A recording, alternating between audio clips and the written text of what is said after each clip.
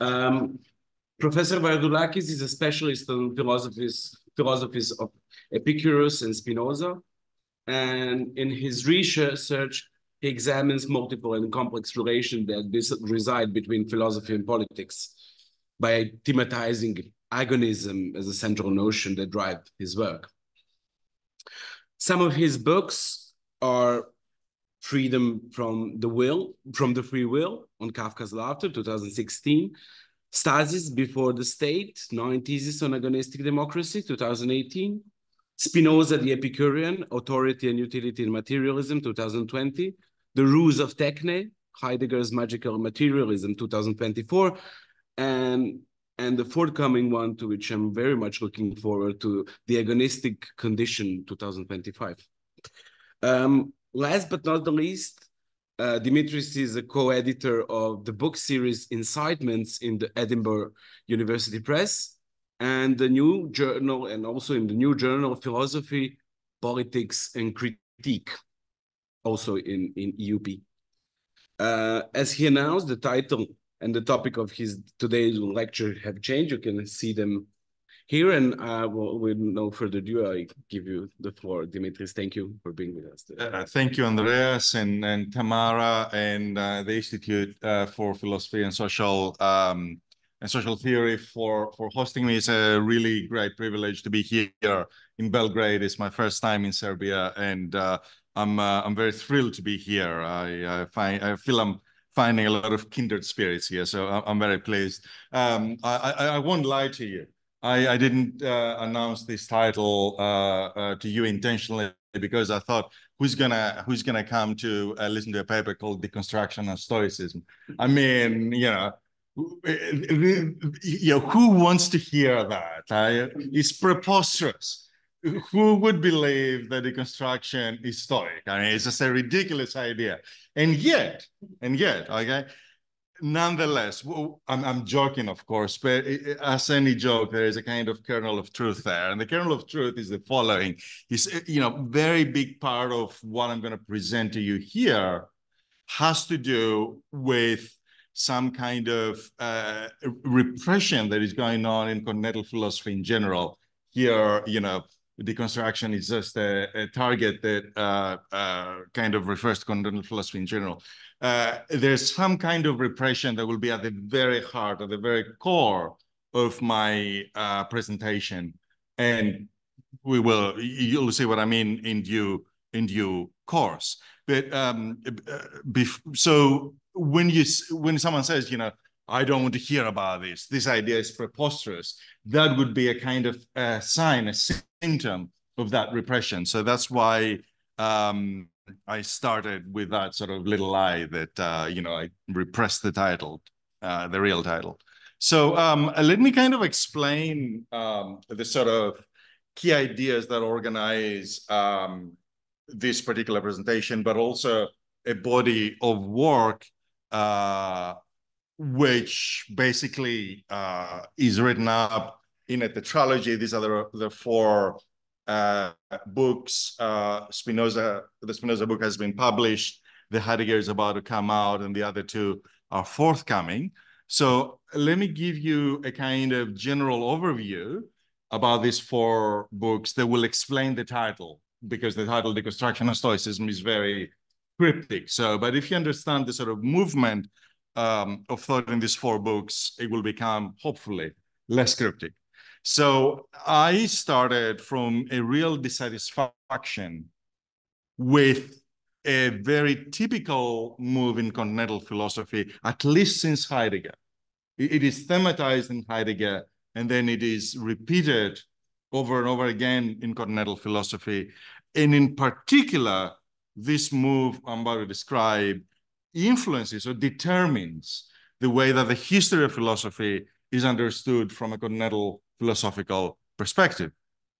The move is announced in the very few opening pages of Sein und Zeit, and it consists in basically saying that if we want to have a different ontology that is not beholden to Christian metaphysics, we have to have a kind of destruction of metaphysics, as Heidegger puts it. The problem with this destruction is that it can never be carried out completely. So some things like non-sig will say, well, we need to deconstruct metaphysics, but hey, that means that we need to presuppose metaphysics in order to be deconstructed. The typical Derridian move would be, okay, we need to sort of deconstruct certain concepts of the metaphysics of presence, of the metaphysics of transcendence, but nonetheless, we cannot completely disengage from that tradition. That tradition, the sort of Judeo-Christian tradition, remains a point of not simply conversation, but opposition, dare I say, agonism, okay? That determines the whole project that came to be called in the 50s continental philosophy, right? And I'm dissatisfied with this move because dialectically, if you say, well, we're defining ourselves in opposition to Judeo-Christian metaphysics, Judeo-Christian metaphysics remains alive and kicking if you do that. Yeah, so it seems to me that even though the various distractions and deconstructions of the Judeo-Christian metaphysics are incredibly valuable, and they have produced stunningly clever and important work, still, it seems to me that it's not going far enough. That's the first point.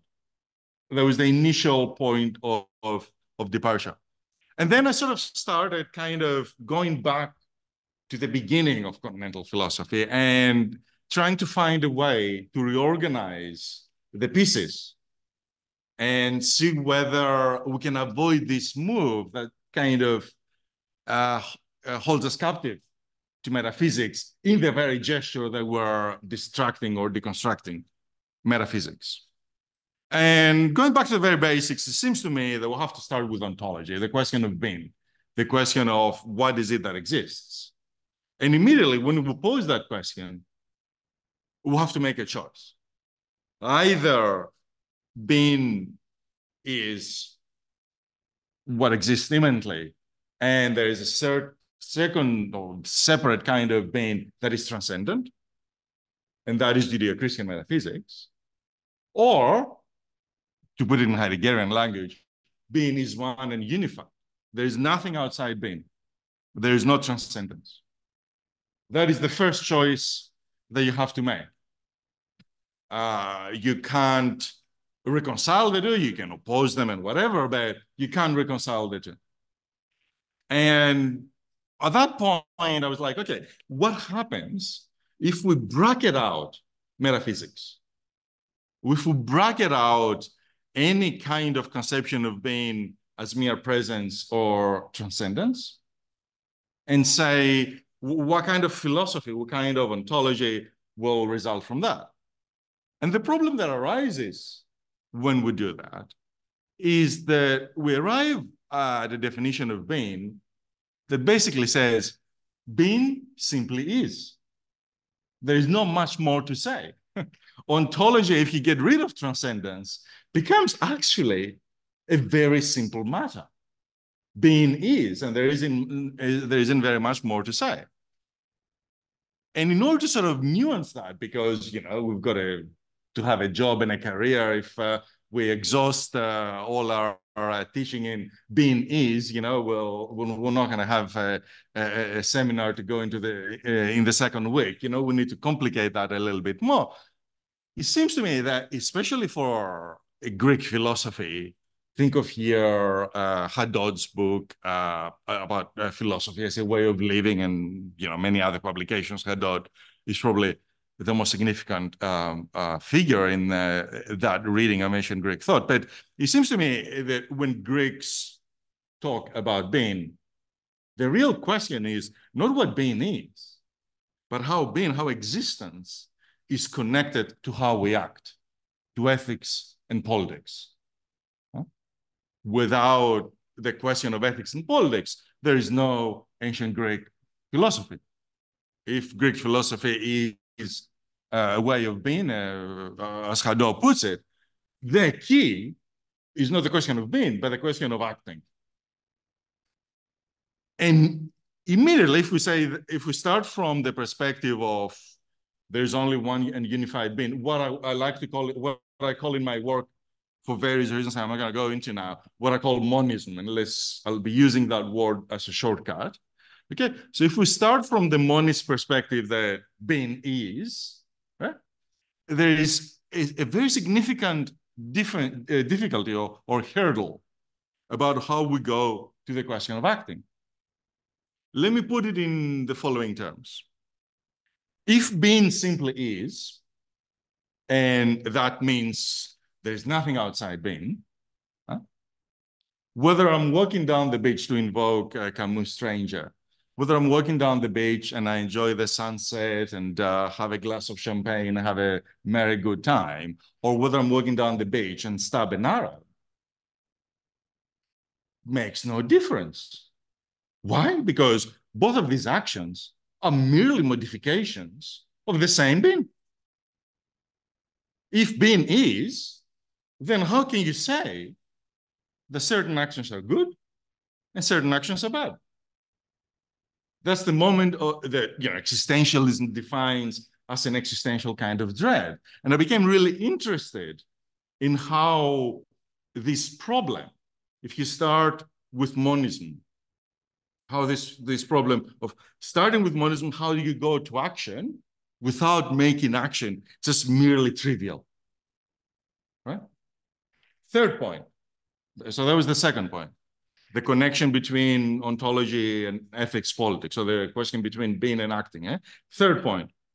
So these 4 books that I'm writing basically make an argument that so we're bracketing out metaphysics, right? We're talking about monism now, nothing only from the monist perspective and how monism connects being and action. These 4 books make the following argument, that there are 2 and only 2 answers in the tradition about the connection between being and acting.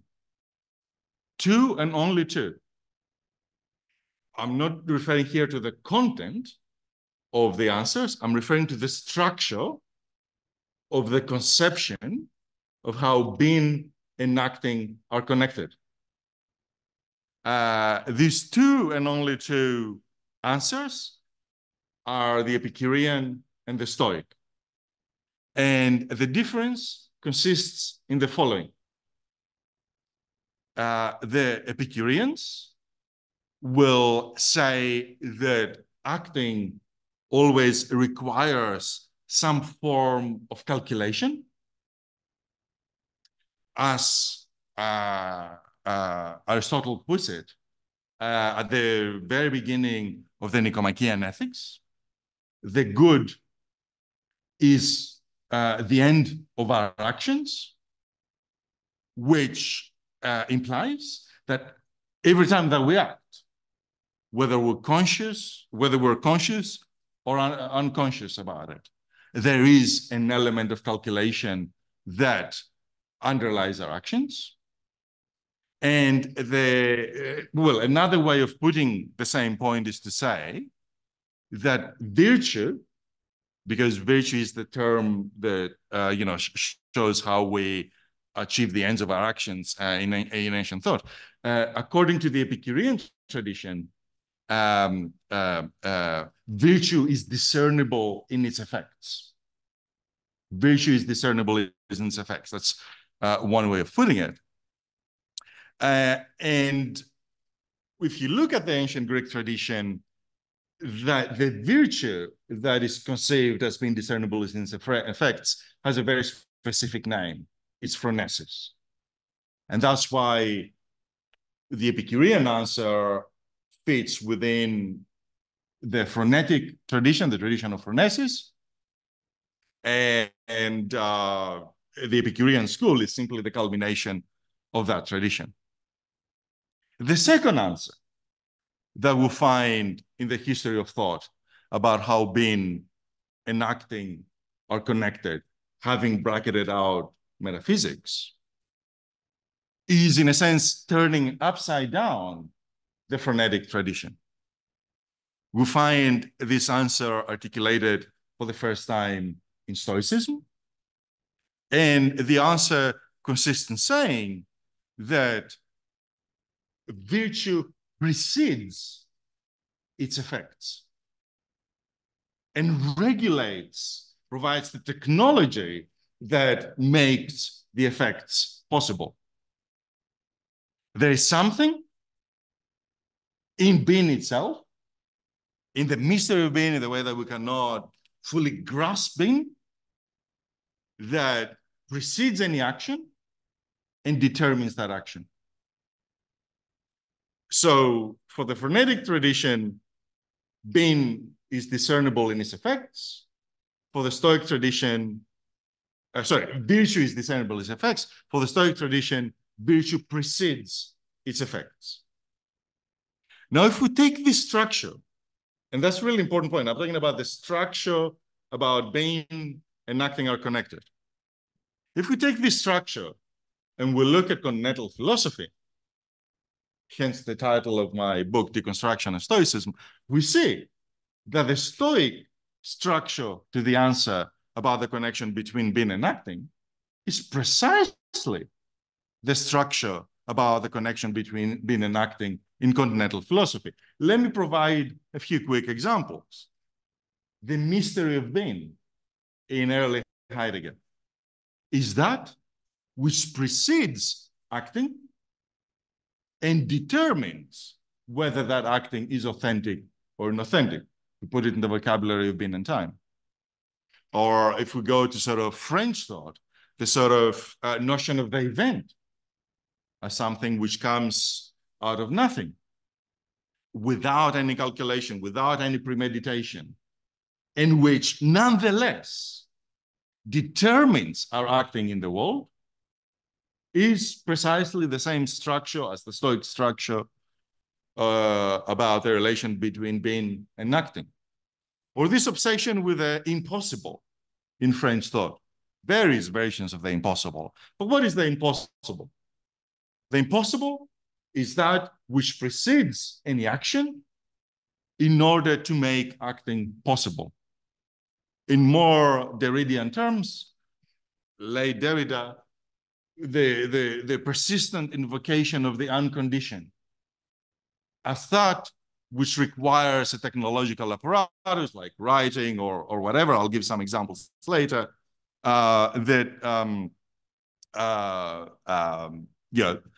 precedes and regulates action.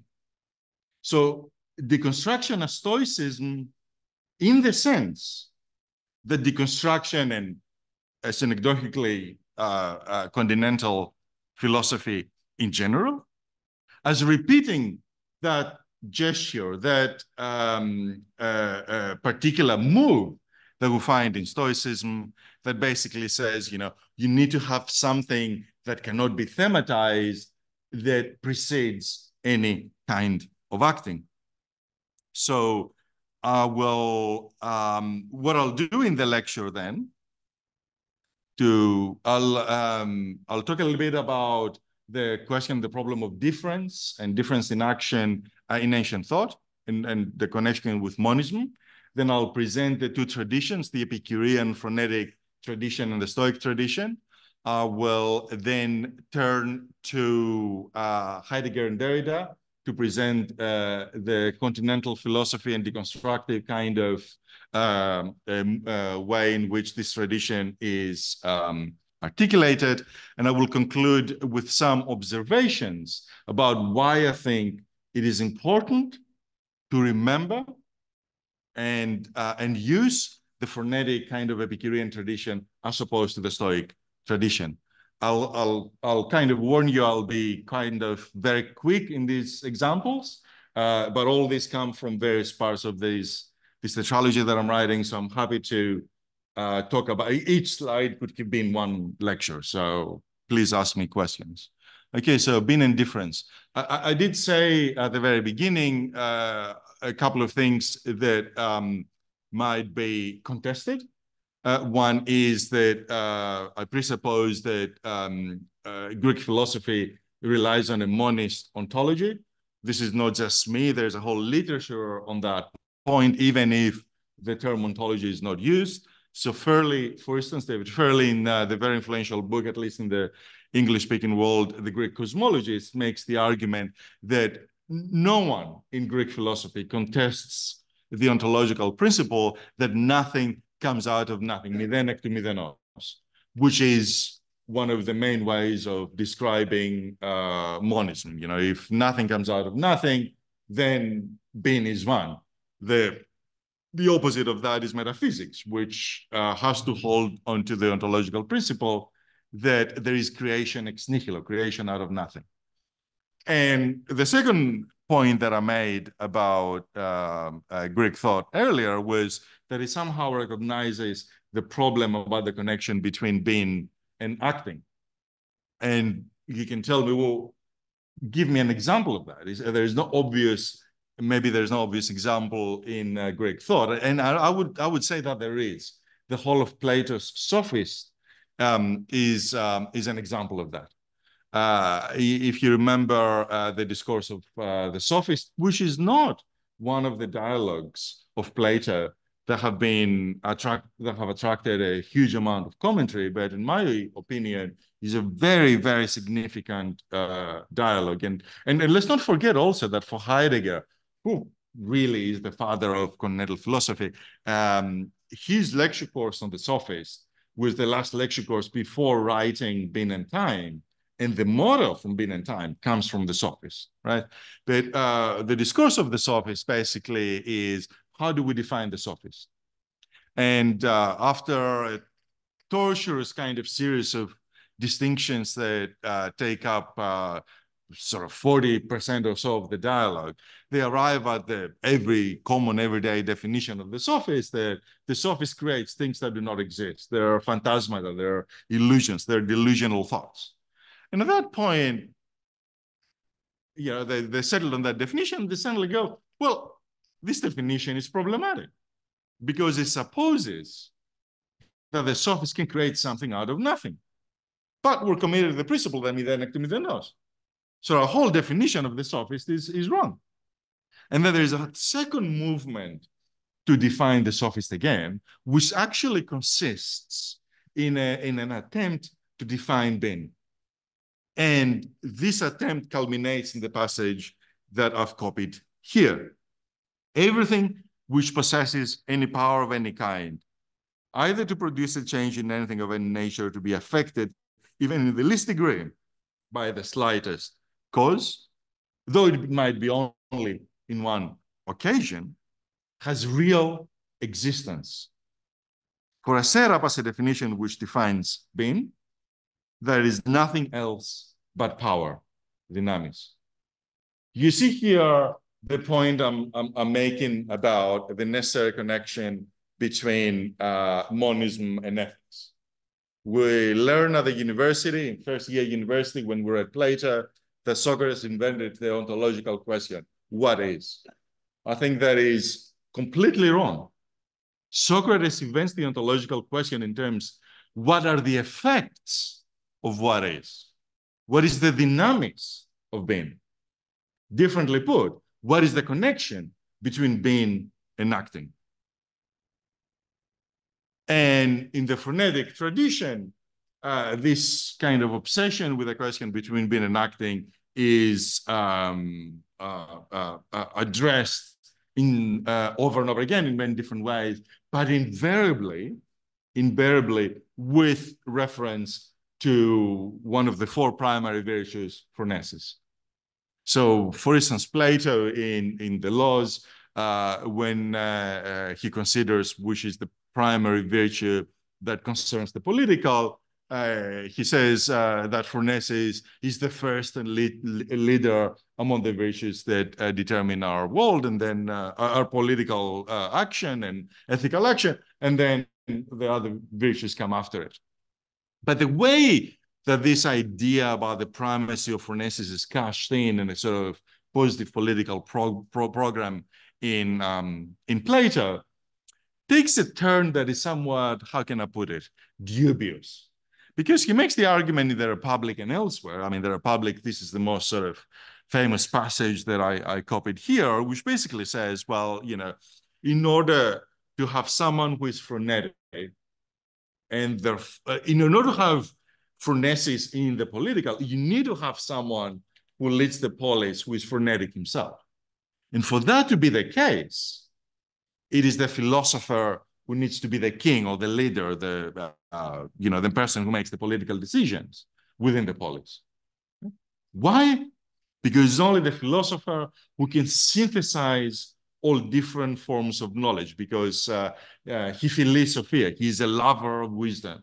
And it's only him who can really understand things in their complexity and so on. And that's why, you know, he is the sort of most frenetic kind of person. And this answer was very dissatisfying to Aristotle, and for very good reasons. What do other forms of knowledge have to do with ethical and political decisions?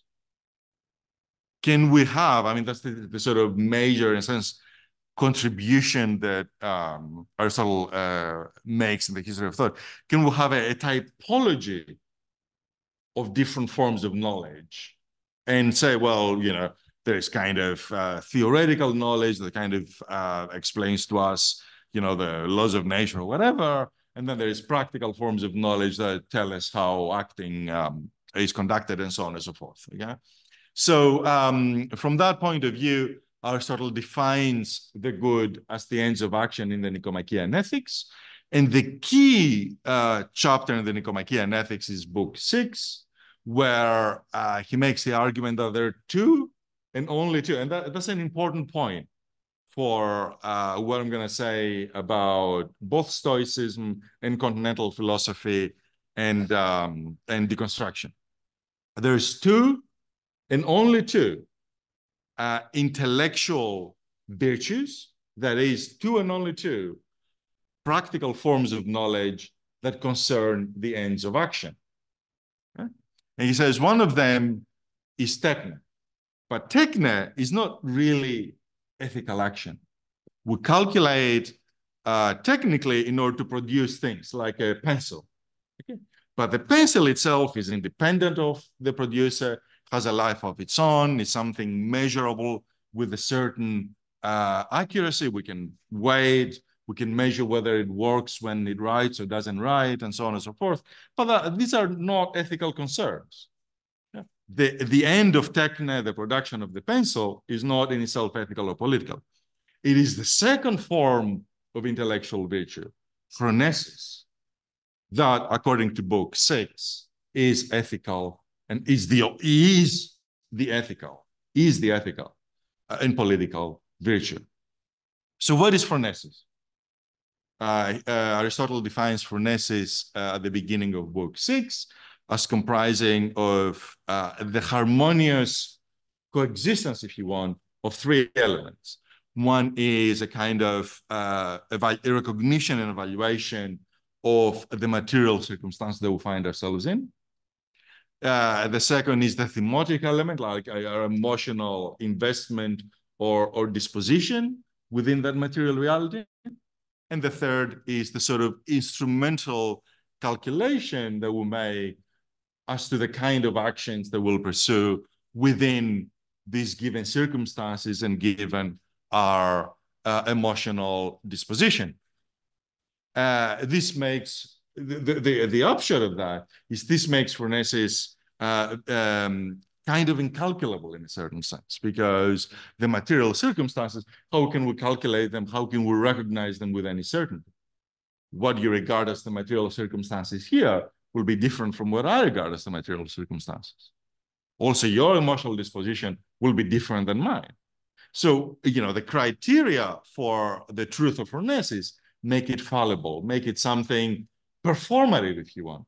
That's why Aristotle says, you know, the truth of phronesis is in its enactment. Ephpraxia, he says. The truth of phronesis is a kind of acting well in itself. So unlike techne, whose acting produces something independent from the producer, the acting of phronesis is the products of phronesis are inseparable from the acting. Now, this idea is taken up by Epicurean philosophy and amplified. One of the most ridiculous discourses in the history of thought is all the rubbish that is written by that famous sentence from the letter to Menoikos that says idonie, or pleasure, is the end of living.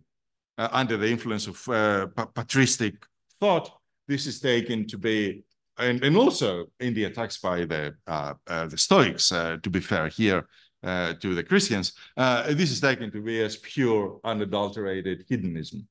But not only does Epicurus continues in that passage, which is it has come down to us from Diogenes Laertius, book 10, paragraphs 132 to 133. Epicurus continues to say, well, the idonie here does not mean the pleasures of the flesh, like drinking bouts, taking drugs, having sex, whatever, you know. It actually means, he says, nifon logismos, which nifon logistikon rather, which means like nifon, how you translate in English, measured calculation, measured instrumental calculation. However, that instrumental calculation always needs to be grounded in our emotional disposition, namely, what is it that we want to do?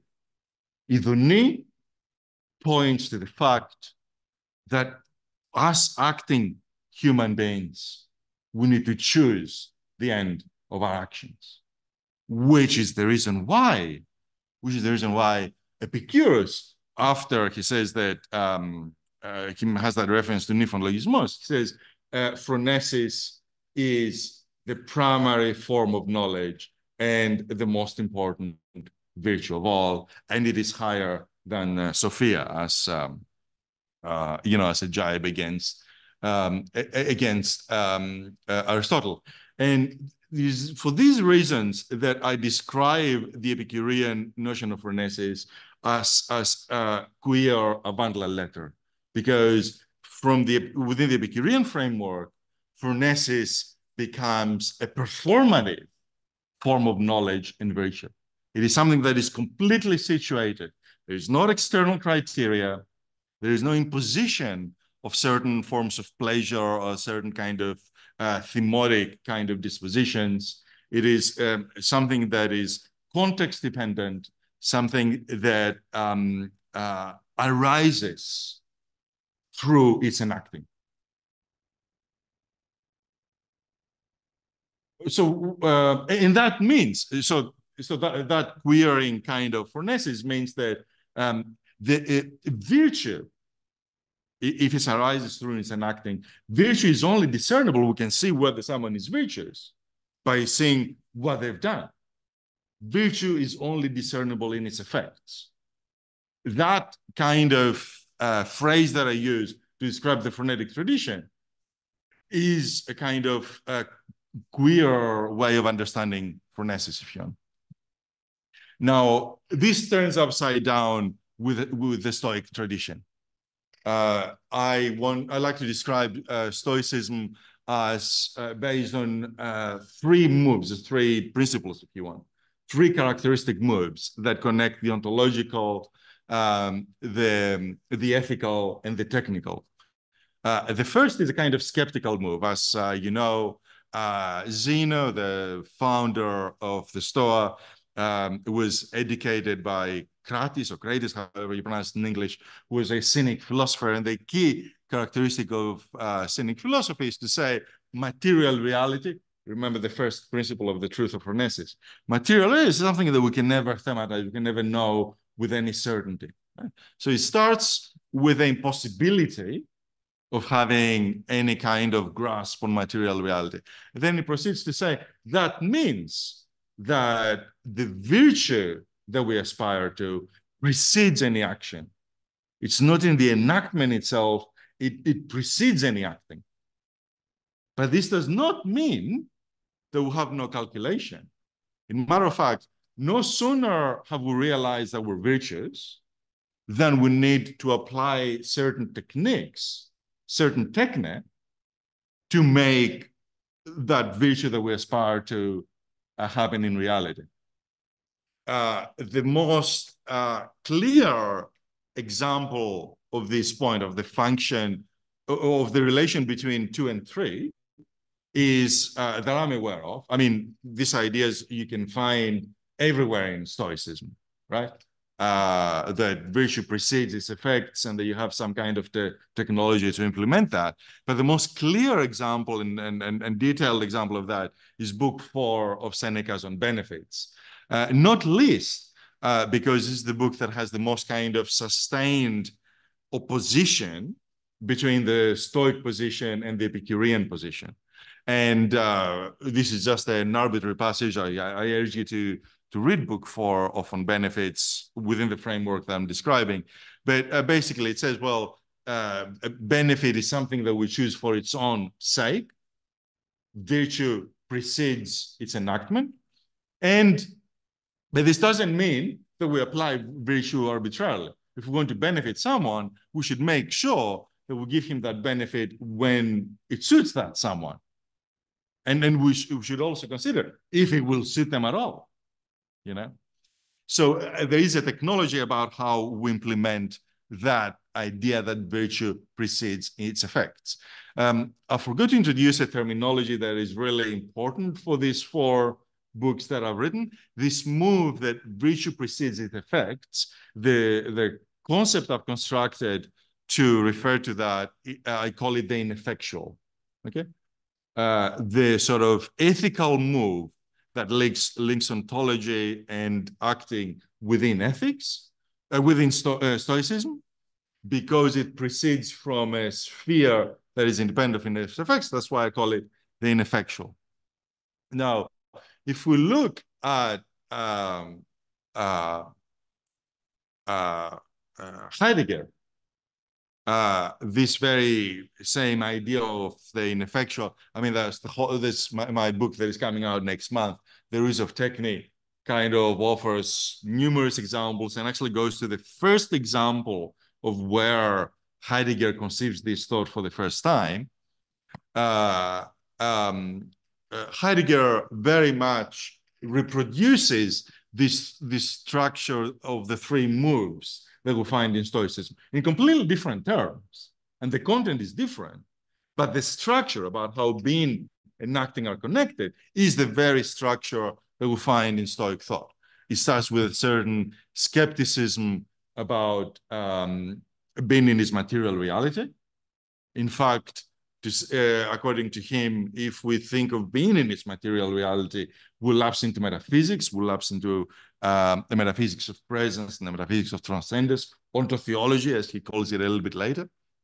And then to escape that, we need to understand the mystery of being, as he calls it, which underlies any acting, and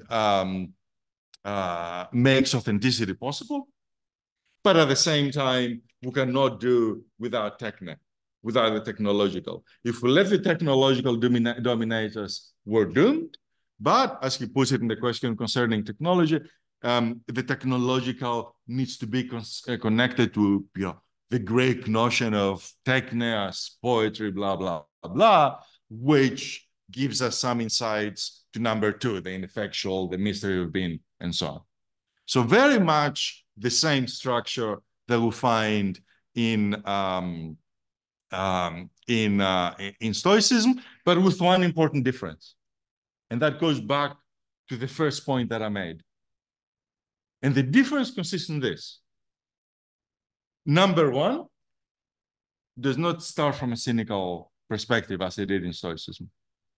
Number 1 starts from the opposition to metaphysics.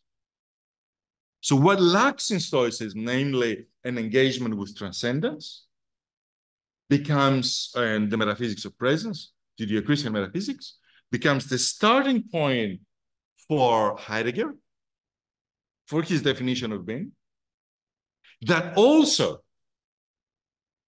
And that's why I'll be referring in a moment to Derrida's notion, to Derrida's essay on the pharmacon, Plato's pharmacy, but also the whole history of thought by Heidegger is read as this opposition between the single unified being and Judeo-Christian metaphysics. And I'm not aware of any continental philosopher who goes past this point. Exhibit A, oops, Derrida's Pharmacon. It's a superb essay, a stunning essay. Within a reading of the passage about writing in Phaedrus, he shows both that Plato rehearses in advance a series of crucial binaries that determine the metaphysics of presence through the privileging of speech, to put it in Derridian terms, and at the same time, that this is done in a way that preempts the deconstruction or destruction of metaphysics through the notion of writing. So Plato is both a grandfather and a slayer, if you want, kills the Judeo-Christian metaphysics in one move. Brilliant essay. But clearly also rehearses the three moves of Stoicism that I described earlier. I won't read the whole passage because time is running, but just a couple of sentences.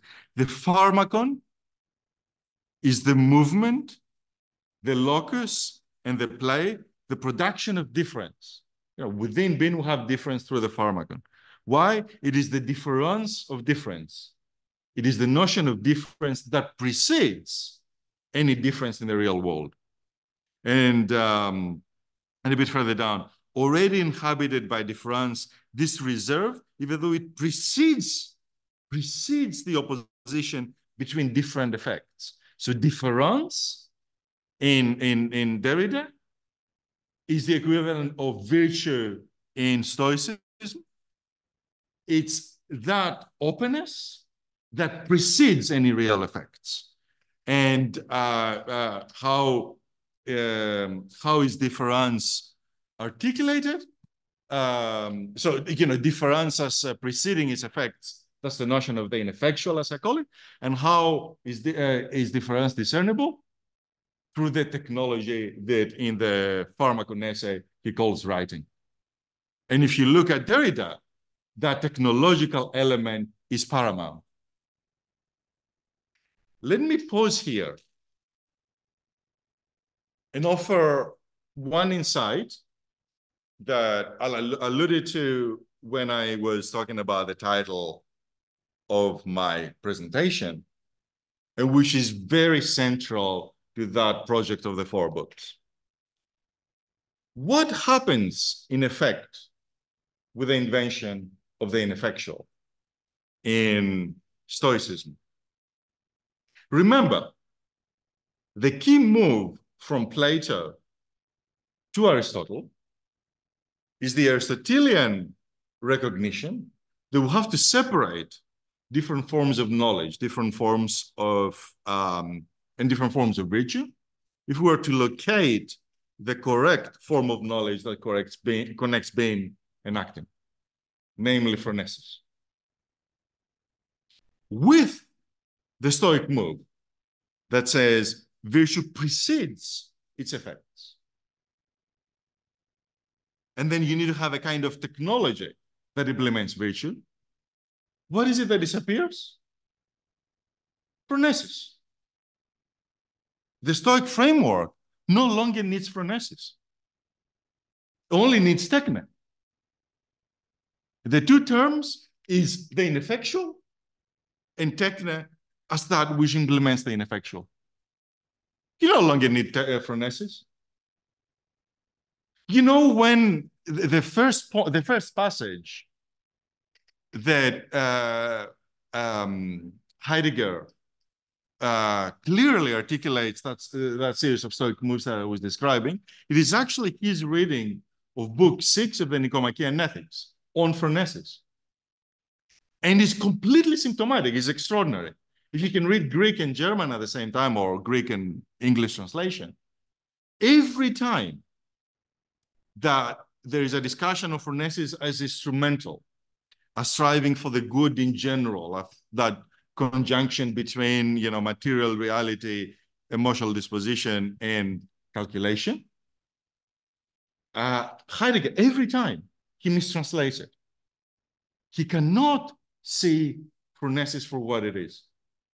He describes phronesis as the ineffectual, which makes no sense if you have any rudimentary notion of English or any rudimentary knowledge of Greek. So what I'm arguing then is that Stoicism, to distinguish itself from the phronetic tradition, makes phronesis irrelevant to the connection between being and acting. And the recuperation of these three moves of Stoicism in continental philosophy effectively repress this whole alternative tradition in monist philosophy, the phronetic tradition, and only exclusively work within the tradition of the ineffectual. If you look at continental philosophy from Heidegger onwards, I do not know of any obvious example of a single continental philosopher who does not have some form of invocation of the ineffectual. I was in Ljubljana the other day. Lacan's real reigns supreme there. Yet another version of the ineffectual, something that precedes our acting in the real world and organize it in advance. Precedes the symbolic.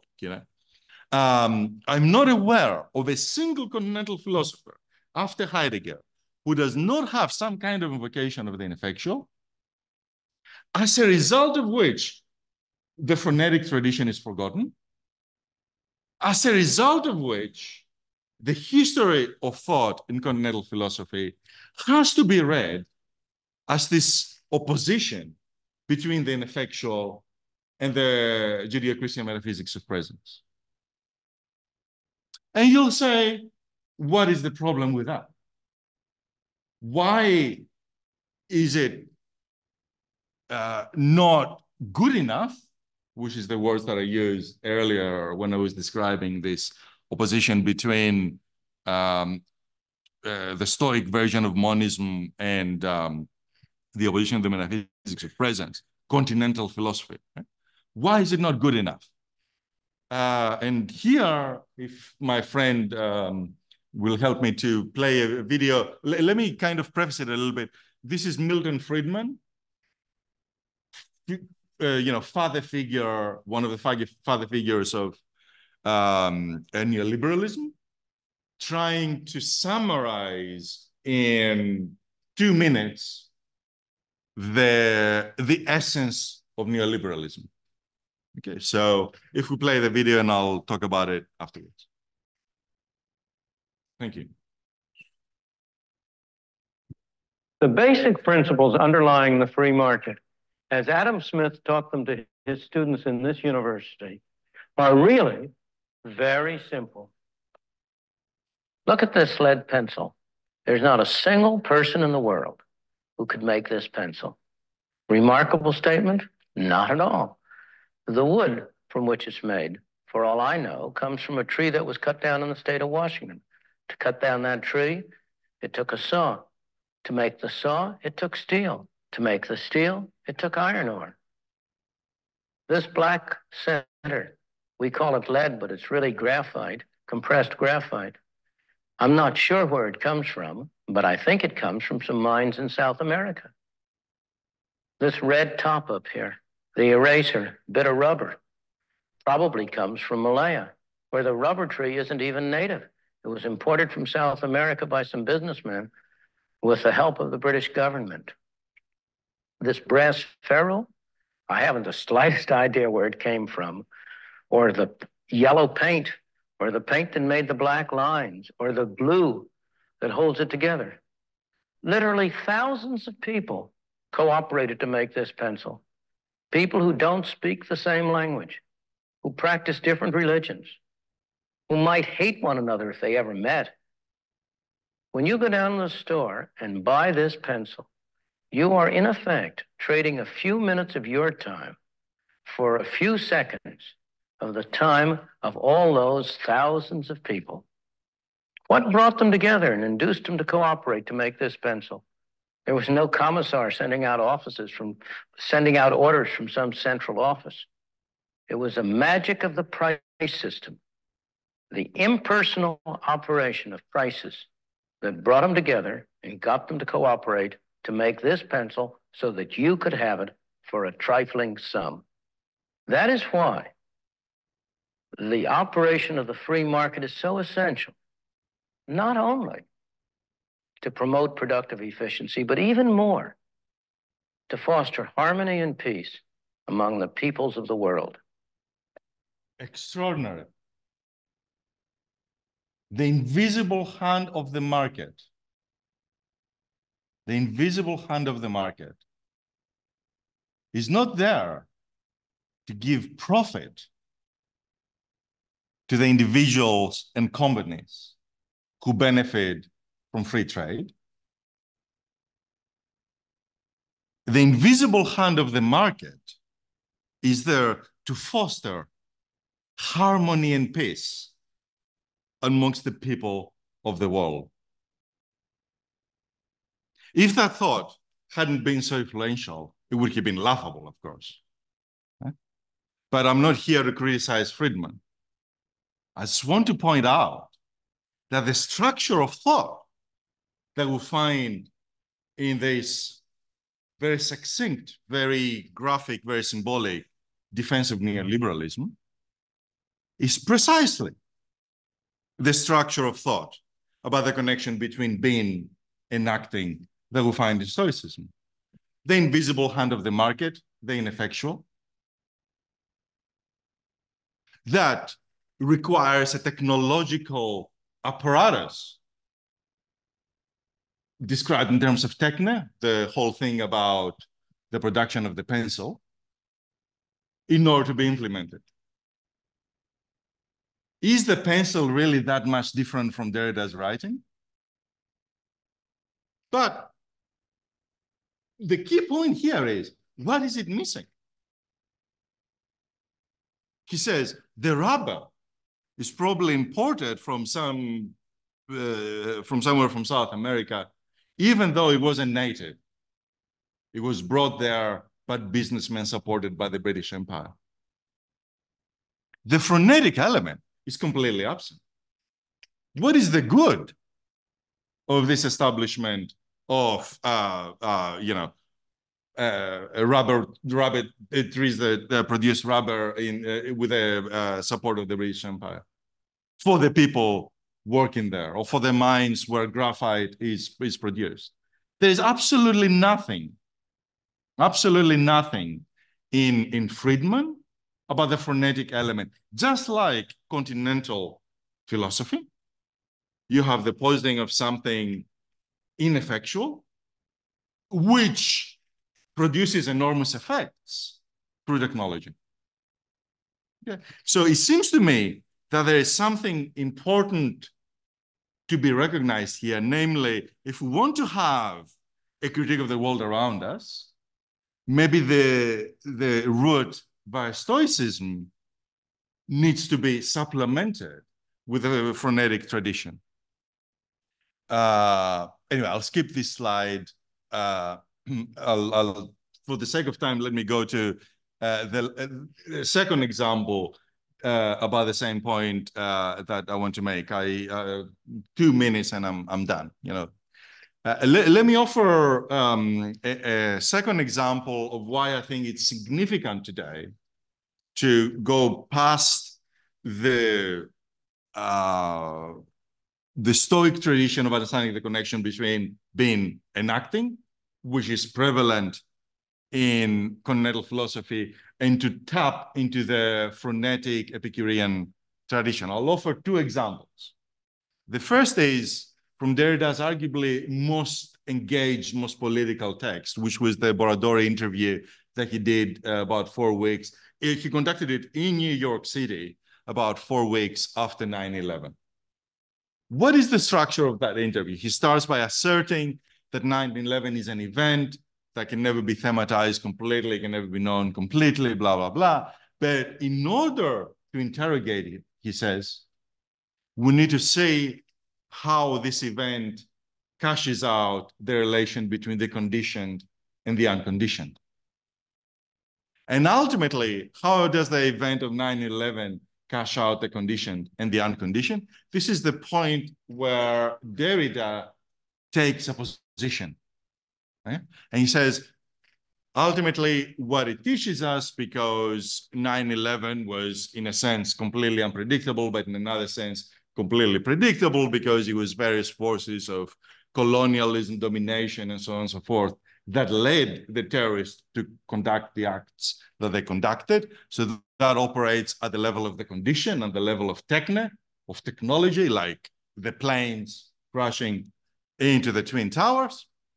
What we need to counter to that at the level of the condition is the Enlightenment figure of tolerance.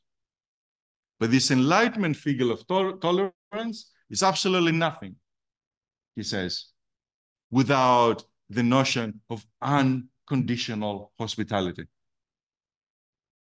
Namely, it is absolutely nothing without a commitment to something that precedes any effects of action. That commitment to the unconditioned or unconditional hospitality. Second example. So that's the Stoic tradition. Second example, it comes from Aristides Baltas. I assume most people here in Belgrade will know Aristides, a major Greek philosopher, but also a major figure in Syriza, a member of the cabinet for the duration of the Syriza government. And in his book, Endos Parentheses, within the parentheses, which is his account of the Syriza years, he describes the Syriza policy in relation to the famous or infamous referendum in 2015. And basically, Syriza was in a very difficult position because on the one hand, it is committed into an anti-referendum, anti-memorandum stance, but the referendum also commits them to remain within the euro. And these are two completely contradictory positions. There are two irreconcilable positions. There is no clear position like the position that Derrida takes by saying, well, we need to take a position in the name of unconditional hospitality. What is it that you can do when you cannot take a clear position, which, by the way, is what happens most of the time, right? And Baltas describes how the government decides, on the one hand, to accept the memorandum officially, but unofficially to do anything in its power, and that is the phronetic moment, right? To do anything in its power to implement the memorandum by subverting the policies imposed by the European Union and the IMF. And it seems to me that this gives us a completely different way of understanding the connection between being and acting. In the Stoic tradition that is recuperated in the continental philosophical tradition, and in Derrida in particular, you have to have that reference to the unconditioned, to the ineffectual, in order to be able to take a position. In the phronetic tradition, you do not. Acting is coterminous with this effect. Acting is performative. Acting is queer. And that means that the ethical stance in many ways is a pretense as well. It's a form of mistrust or lying that says, well, okay, trust us, we'll implement these policies, but matter of fact, they're implementing in a different way.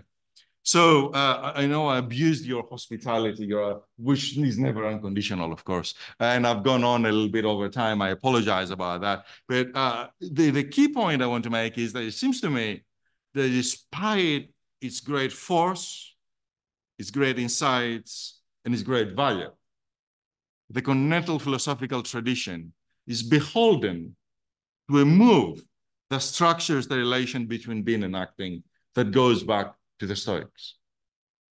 And it seems to me that what this commitment has repressed systematically is the frenetic tradition. What it has repressed systematically is Epicurean philosophy.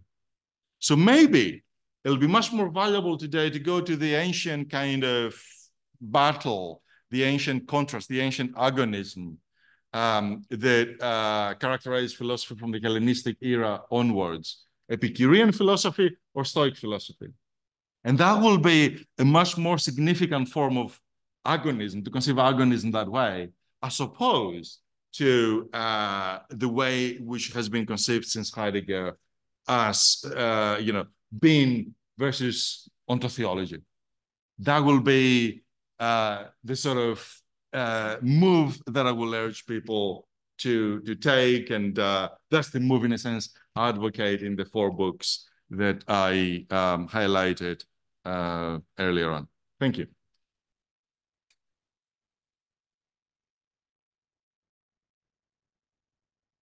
Okay, so thank you very much, Professor Vardoulakis, for this really comparing dense and yet clear lecture. Yeah, so the floor is open. Igor? Matt, then says. Hey, first I have one association to the, I would say, similar thesis to yours, but a bit different from. Is it not? I have an association to the similar thesis with yours, but probably something different. So I ask you to compare if possible. I think of Martha Nussbaum thesis from Fragility of Good book. I don't know if you're familiar, but her main thesis is that there is a very important essential difference between Socrates and Plato's idea that virtue is knowledge, and Aristotle idea that virtue depends from the circumstances. And most famously, if you have bad friends, you can do nothing to have a good life, and so on. So if you have some comparison, I understand that your thesis is different, but I would say that the basis is the same.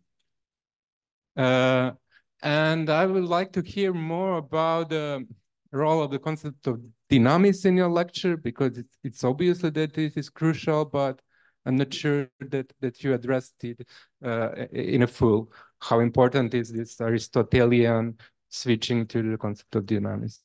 Okay. Well, excellent questions that deserve very serious consideration. In terms of Nussbaum, it's not only Nussbaum, it's others like McIntyre, and the whole kind of, how can I put it, new look or revival, what are you going to call it, of virtue ethics, I think is really important. And it was very significant for me to recognize that we need to look at the notion of virtue much more seriously in ancient Greek thought. So I did put it in terms of the connection between being and acting, and I referred to Hadot, and maybe Hadot was more important for me, but nonetheless, especially McIntyre's book, I can't remember the title, the early book when, sorry? Exactly. That was very important for me, and then the Nussbaum stuff and others too. So absolutely, but what is missing in the virtue ethics tradition in the last half century or however much is going on is there is no recognition of what I call the ineffectual. There is no recognition of the profound change that takes place from the frenetic tradition to the Stoic tradition. And there is no recognition at all of the recuperation revival and dominance of the Stoic tradition in the continental philosophical tradition, and the implications that this has not only for the conceptions of action but the conceptions of the political in the continental philosophical tradition and the conception of the history of philosophy. So absolutely, I think that tradition of the new virtue ethics was very important for me as a kind of prop and starting point, but I really don't think it goes anywhere near far enough. I think I extend it in various ways that are obvious, you know. Yeah, in terms of dynamis, I think this is a huge question. There is, of course, metaphysics, theta, the distinction between energia and dynamis. Let's not forget that the Nicomachean Ethics, the first sentence of the Nicomachean Ethics reintroduces the distinction between energia and dynamis in a way that is very clear. It's not me saying that, many thinkers have said that, in a way that preempts the distinction between phronesis and techne in Book 6. So there are, in a sense, two different projects here. One is what does energia and dynamis means in Aristotle, and the other project is more generally, and that's what I was alluding to in the lecture, that if we're talking about energia and dynamis in the Aristotelian context, that discourse is really the discourse about the connection between being and acting. It's just, you know, we can get bogged down into the Aristotelian details here, but the way I like to make this point to my students is, remember that very famous passage that everybody quotes without really reading it very carefully in the first book of the Metaphysics, where Aristotle says, the beginning of philosophy is wonder, to thαυμάζειν. What is it that this idea, this sentence summarizes? It summarizes the idea that basically Aristotle says, like a couple of paragraphs earlier, that he's committed to a position where everything has a cause, and that gives him the notion of the arche. We need to go back to what is usually translated in English as first principles, or organizing kind of things, the atia that determine action. And then he says, but the other way of looking at it is that every action that we perform has an end, which is the definition of the good in the Nicomachean Ethics. So for him, the whole project of atia and arche, which is his so-called metaphysics, and the whole project of interrogating the ends of action are two sides of the same coin, summarized in the expression, philosophy starts from wonder. What is the wonder about? The connection between ontology and acting. So we can get bogged down into the details about what dynamis means and what energia means and so on and so forth. And that's I think that is a central question in understanding the philosophical project in Aristotle. But before we go into that detail, it is the question that is addressed here. And the question is the connection between being and acting. The question is, the point is that the ontological question is, what are the effects of what is?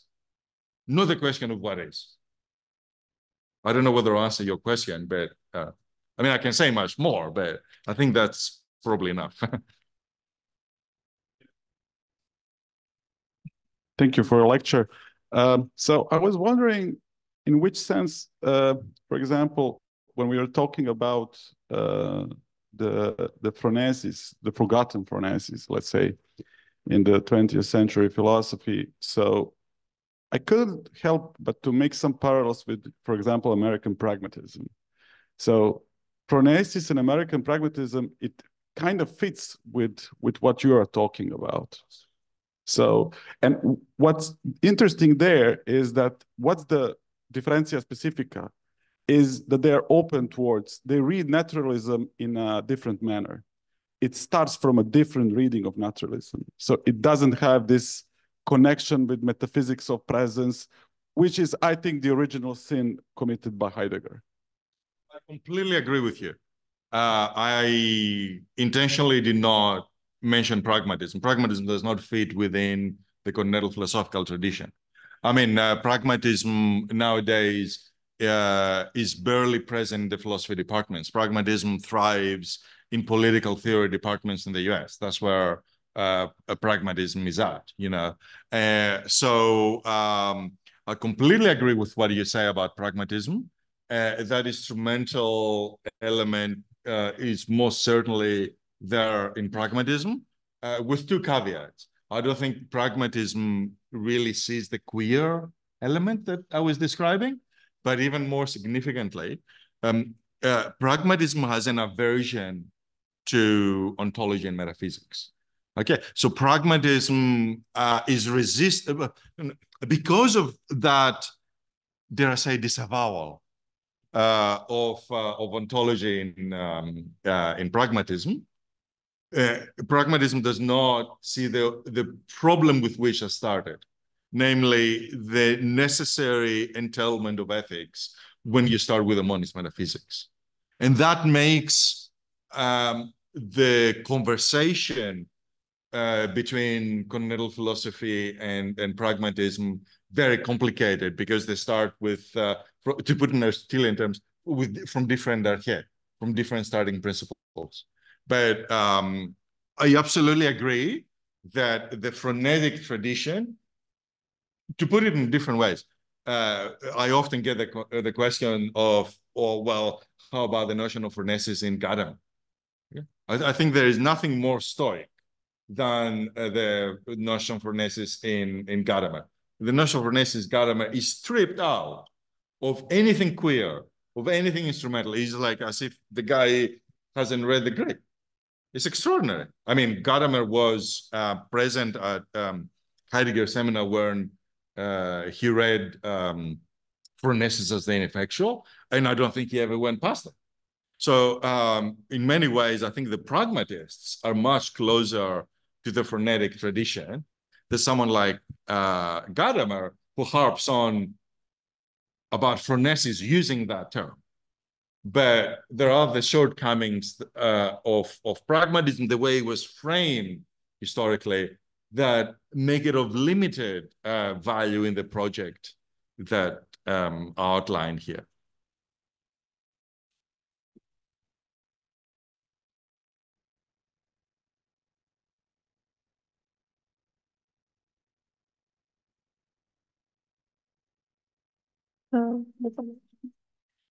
Thank you for your lecture. It was really a pleasure. I'm not.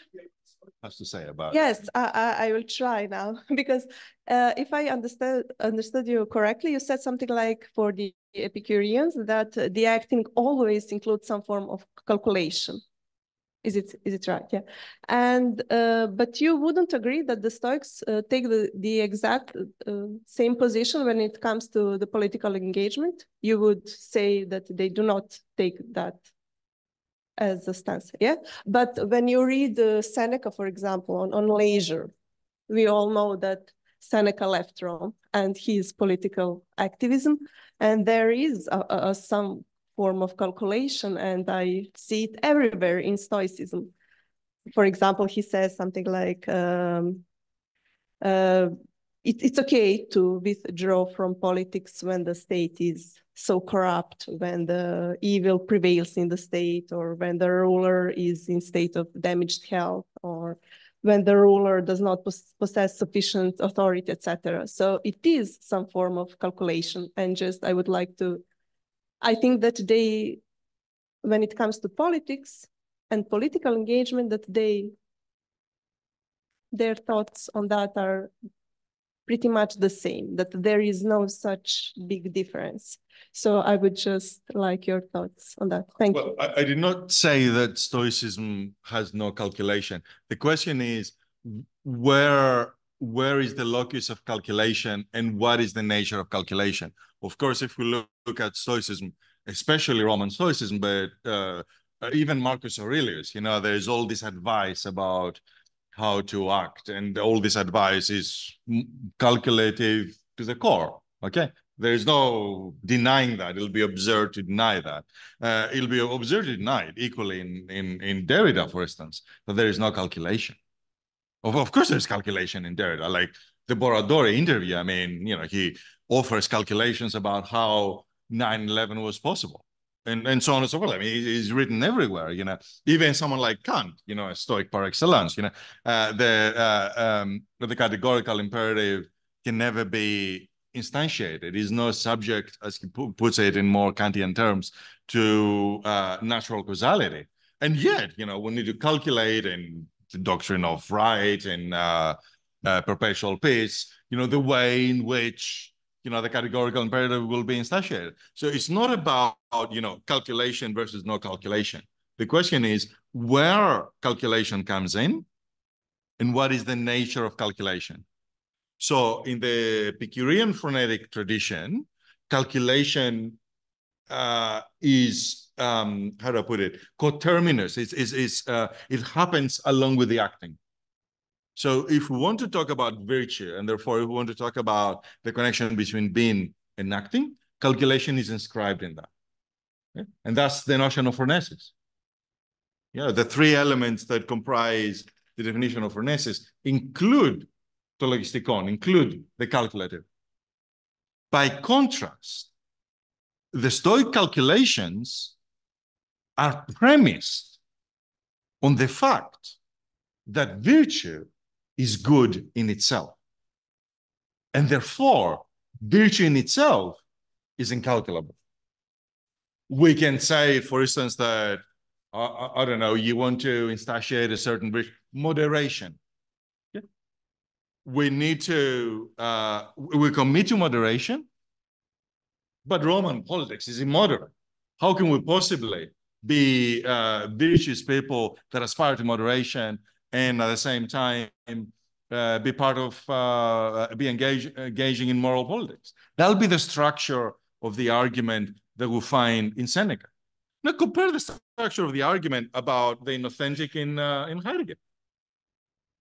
We have the mystery of being that commits us to a certain technology, what he describes in Division 1 of Being and Time in terms of the world of tools. Okay? And this world of tools can lead us two ways, or equipment, whatever, however you translate it, okay? Can lead us two ways. Either we get lost in this world of tools, in the everyday, in like the noise that happens in the everyday that kind of overwhelms our lives. To put it in Stoic terms, we lack that ataraxia that characterizes the virtuous person. And then when we recognize the mystery of being, when we recognize, in my terms, the ineffectual as preceding and regulating every kind of being in the world in technical terms, which allows us to disclose the truth of being and becoming authentic, blah, blah, blah.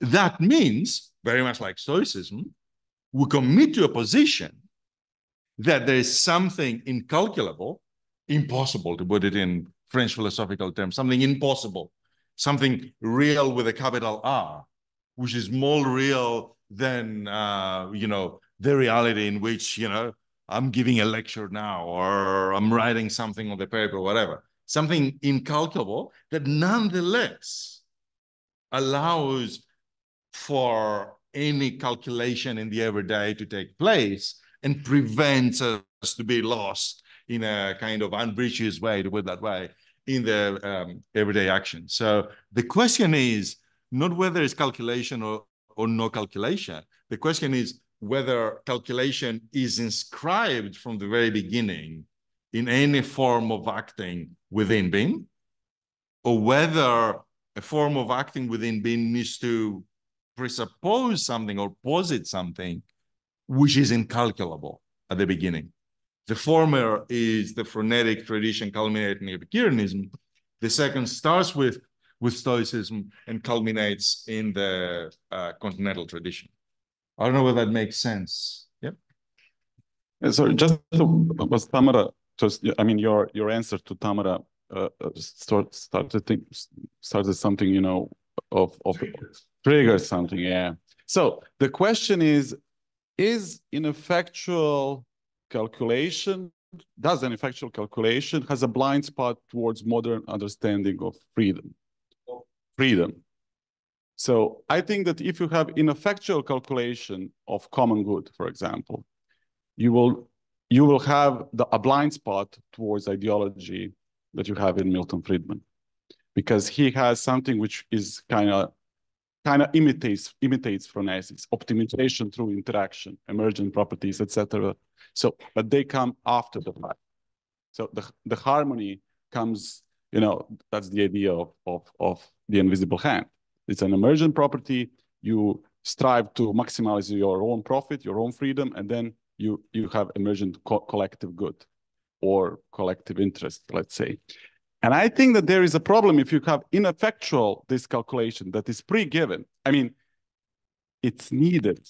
Don't get me wrong. It is needed for an act of to have a radical criticism. You do, in some sense, have to have it, but you do need to take into account that today, if you want to have criticism, if you want to have, you know, some kind of deployment of this thought that you develop, you do also have to have in mind that there is a blind spot. I mean, that freedom is a relatively modern term, and it comes, you know, from this idea of emergent property. So what are your thoughts? I'm sorry if this is kind of vague. You completely agree with me. Yeah. I mean, possibly a better title for this slide. Well, I think actually the title of this section in my paper. Oops, you blocked it. Can I go back? Oops. The ineffectual is ineffectual. So yeah, the ineffectual, you know, the posting something incalculable that precedes action, in fact, is really pretty ineffectual. Sure, Derrida said something shocking. 9/11 was predictable and it was conditioned. My God, how shocking is that? Yeah. It's not really shocking at all. Like, it's shocking to the bloody liberal Americans, you know, in a certain context, in, you know, a few weeks after 9/11. But it's not shocking to, you know, someone in the Balkans, dare I say, or someone in Greece, if you do not include Greece in the Balkans, you know, who, you know, or, you know, to a Palestinian or whatever, who is very aware of the historicity and the technologies of power and repression that actually led to 9/11. So to start from that position of wonder, of, my God, you know, it was predictable, it was conditioned, and to conclude with, we need unconditioned hospitality to respond to that. What does unconditioned hospitality mean in the context of a plane crashing into the Twin Towers? It's a position that, dare I say, is completely ineffectual. Sure, I mean, who disagrees with that? We need a certain commitment. I completely agree with that. We need a certain commitment to Enlightenment principles. And that is not simply on intellectual grounds, that is simply on very pragmatic grounds. The vast majority of governments around the world are one version of another. They're dwindling in number now, but one version of another of liberal democracy. And liberal democracy comes from that Enlightenment tradition that talks about tolerance, well, not hospitality. Hospitality is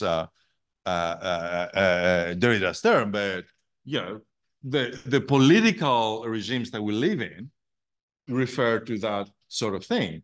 But maybe we're dissatisfied in a liberal democratic world precisely because of that prevalence of Enlightenment concepts and principles. And precisely we're dissatisfied because what is missing is the frenetic element. Okay? So my project is not simply, hey, let's do the unforgetting, to put it in Heideggerian terms, of the frenetic tradition. My project is also like, how can the frenetic tradition help us organize our view of the world? I mean, my book on Spinoza is written in a very traditional form. It follows the form of a Thomist kind of commentary on Aristotle. It's like a reading of the Tractatus Theologico-Politicus from beginning to end, in order to highlight the frenetic and Epicurean tradition. But it is interspersed with contemporary examples from politics that were current when I was writing the book, to show the prevalence of the frenetic tradition. So it subverts in many ways that genre, because of my commitment to use, and my commitment that it is impossible to have a politics today that is not ineffectual, and a politics both in terms of intellectual engagement and in terms of praxis. We cannot have a politics that is ineffectual that does not take into account the frenetic tradition. Is our energy high? Should we continue like for another 5 to 10 minutes? I would like. You don't mind, as long as you want. I'm on a roll. Okay. So then I will abuse of my position of the moderator to verify actually if I did get some things well, and maybe to challenge some of the positions. And I would like to ask you actually about the ineffectual. The ineffectual. Yeah. And to see how things go in Derrida. Do we agree on some things? Actually, you told if tell me if I got you well, okay, that difference is something that could be différence is something that could be equaled to virtue in Stoicism, and that it precedes acting. Is that right? But then, what should we do with the fact that Derrida says that différence is actually a pure trace? So in that sense, that there is the ineffectual moment comes in, because I would like to hear what you think. Trace is something that wouldn't be ineffectual, but on the opposite, hyper effectual. It's the pure effect without it's where the origin of the effect of the being that created that effect has disappeared.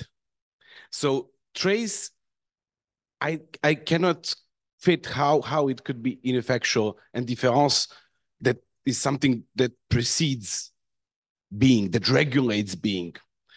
And I would like to hear your thoughts on that, and also maybe there is some kind of phronesis, I would have to say, in Derrida, but a very specific one. He's talking about acting in the night of knowledge, in urgency. He talks about orientation without compass and prior to institution. And I think those are all some kind of phronetic or quasi-phronetic or subvertly phronetic acting, and that is to say that the incalculable, I think, in Derrida is not something that precedes calculation, but it makes part, the inherent part, the cryptic part of the calculation itself. Derrida didn't like this first things first and then something comes after. Somehow everything. I don't know. I would just like it is a provocation in the best sense of the word. I think provocare. I'm looking forward to hear what you think about that. Everything that you said, and I think what you said actually supports my argument. Like the typical Derridian move is to say that the impossible is impossible because of the possible. Difference is difference because of difference. And then so on and so forth. So to put it in my terms, the ineffectual is ineffectual by virtue of the effects that it has. Okay, so you know, in the Pharmacon essay, for instance, you know, like the typical move is you have difference because writing is both how does he put it, both remedy and poison at the same time, right? So my problem with that is that it posits something outside instrumentality. So even because that goes back to your second point, that whether there is a quasi or proto-phronetic moment in Derrida, and I'll say no. And the reason is, sure, she has that idea that we'll find, for instance, in Hannah Arendt, you know, a judgment without banisters. How I can't remember now the exact thinking without banisters, or thinking without props that we'll find in Hannah Arendt. But it seems to me that this element of the instrumental, of the effectual, both in well, let's leave Arendt to aside. In the effectual and the instrumental are always described in technical terms. The clearest expression in the sense of that is Stigler's work, which, you know, he's Derrida student. He departs from the Derridian ontology, and he does the most significant philosophy of technology in the 20th century, precisely on this premise. What is that technology shows? That it requires something non-technological. That's the whole premise of the Stigler project. And it goes back to that single sentence from the question concerning technology in by Martin Heidegger, which says technology is nothing technological. Let's not forget, and that's like actually a really significant historical point about the reception of Heidegger in France. Basically, other than Sartre, maybe Levinas and whatever, the French get Heidegger backwards, to use the Sherman expression. Heidegger gets introduced through to the general philosophical scene through the letter on humanism, and then the late essays that he's producing afterwards. And the early Heidegger comes later, but because it gets translated into French later. And the typical move of the late Heidegger is things like, you know, technology is nothing technological. Why? Because what is possible, technology, it presupposes the impossible, to put it in Derridian terms. Because the Pharmacon shows that the technology of writing, because that's what the Pharmacon is in Plato's Pharmacy, the technology of writing presupposes a difference, which has all sorts of different effects. Some of them are remedies, some of them are poison.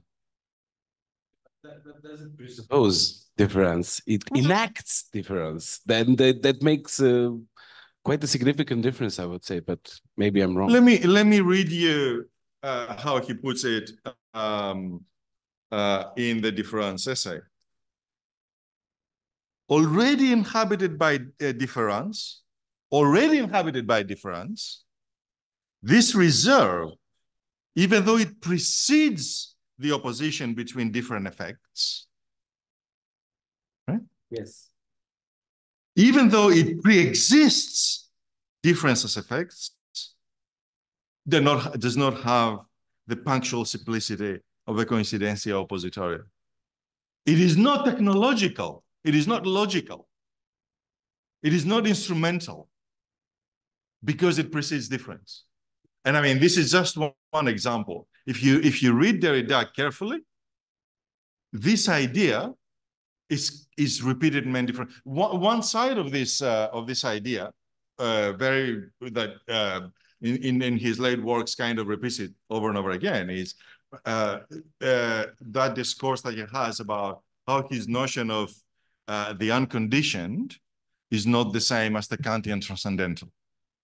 Yeah. Why? Because precisely it precedes any differences. While the transcendental in Kant has a kind of logical determination, it's a condition of the possibility of experience. But there's many other sides. Like you'll be hard pressed to read carefully a Derridian essay that does not contain this idea explicitly in a sentence or two. What is remarkable is that this idea is never recognized as having its provenance, its origins in the Stoic position that something precedes action that pre-exists differences as effects. You know, what he says about difference can be used to describe Epictetus. Yeah. I could do a joke, you know, I can insert an article composed of Derrida phrases to a journal to describe Epictetus' position using Derrida's phrases. That's my point. You know, if we won't get another, you know, joke of an article. I mean, I don't have the inclination, you know, but I'm just saying, you know. Thank you. Yeah, we could continue discussing on that. That's very interesting. But maybe we're 2:15. If we have maybe one last question, we don't. So let's thank Dimitris once again, please. Thank you again for the opportunity.